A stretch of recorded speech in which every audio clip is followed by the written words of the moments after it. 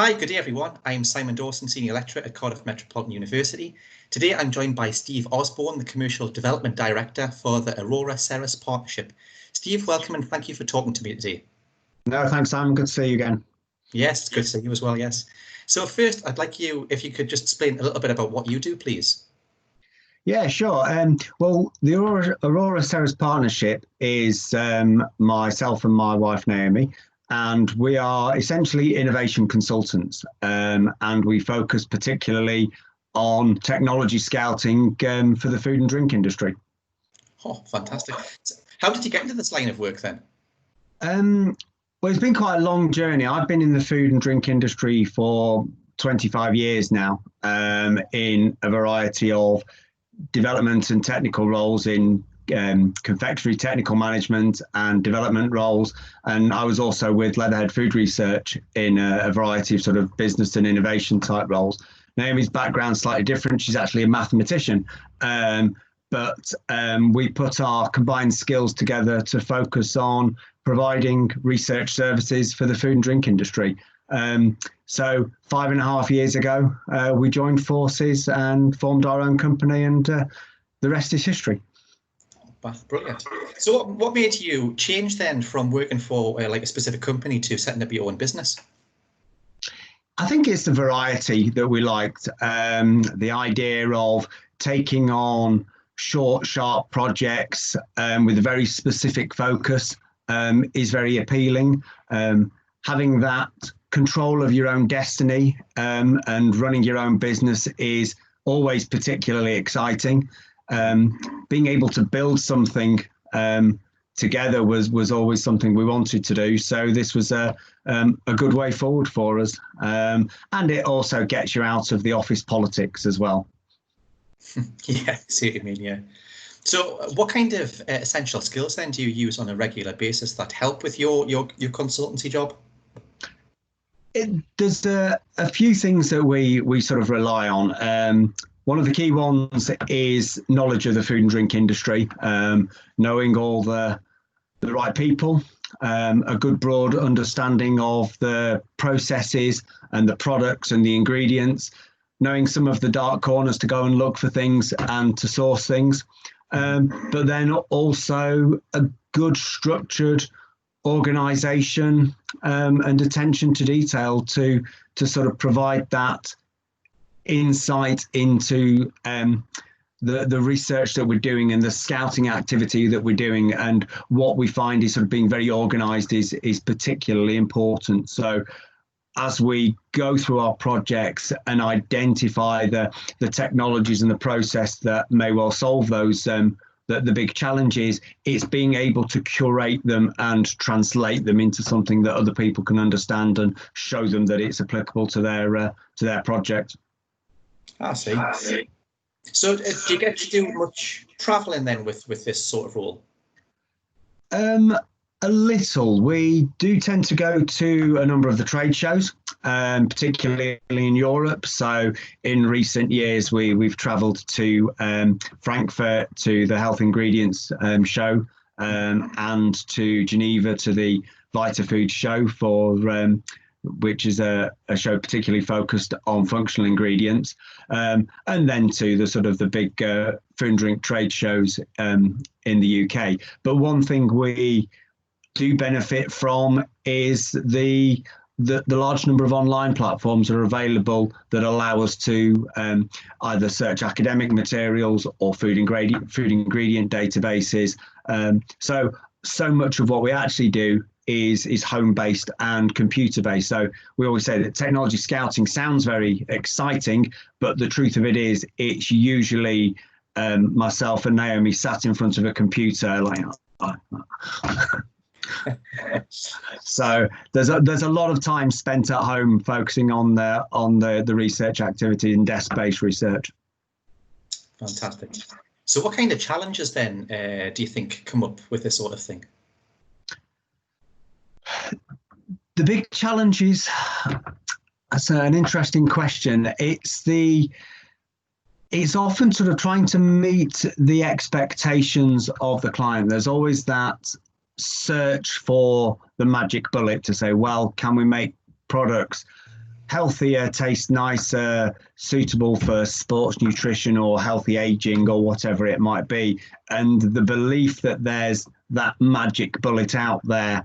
And the big challenge sometimes is trying to find that magic bullet or communicate effectively to the client that it just doesn't exist. To the best will in the world, just because they've asked for it, it doesn't mean it exists. So it's finding the right solutions is the big challenge.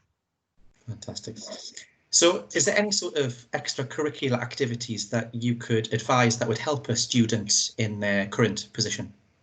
Yeah, I think from a student's perspective and fledgling food industry professionals, I would recommend that they get out to the trade shows and meet people and look, because they're great places for new ingredient launches and promotions and new products. So it gives you a good opportunity to see at first hand what's new and what's available and what's possible. But it also gives the opportunity to meet people as well and find the right people and understand what's going on. So when we're allowed to in the future, yeah, get out to the trade shows and just have a look and understand what's possible. And then look at the online resources. There's a great number of media resources out there, and there's a number of ingredients databases that are available that are reasonably free to access.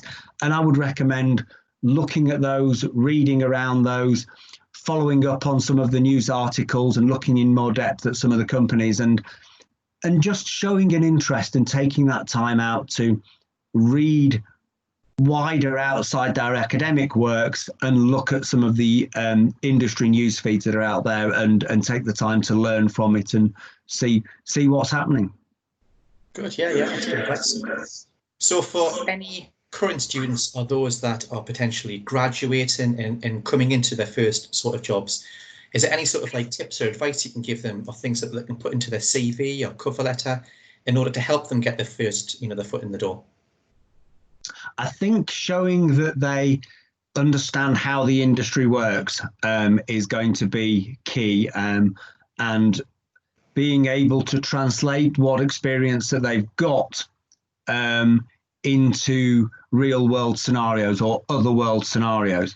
An example of how not to do it, I interviewed a young lady many years ago, and her only experience was that she'd worked in as a waitress in a catering kitchen, and I was recruiting for a young technologist, quality assurance assistant, and I asked what she'd learned from that experience that would be applicable in a food factory. And I was looking for some of the simplest real world examples that she might have learned from working in a catering facility, such as washing hands, wearing a hairnet, wearing overalls, maybe even things like HACCP if we were going into a lot of detail. And her response was, "I don't know." And obviously it was a big fail. She had gone through all the simple things about, basic food hygiene, and she could have shown that experience. And I think the first thing I would say is, going into those interviews, make sure you look at what experience you have and how those things that you've learned apply to the role that you're applying for. And yeah, it might be that you've worked as a waitress or a waiter in a catering facility, but scale up what you did into a factory and try and learn from those experiences, and being able to show that you understand the principles and the processes that are involved will go a long way in impressing your interviewer. Fantastic. I think that's a good point, because transferable skills are really important, but I do think a lot of people don't understand that one thing can relate to something else. Absolutely, yeah. So unless they think about it, completely, because I think, people that are students and those that are young and first getting their career, those that are interviewing them don't expect them to have years of experience in the food industry. No, not at all. I mean, absolutely.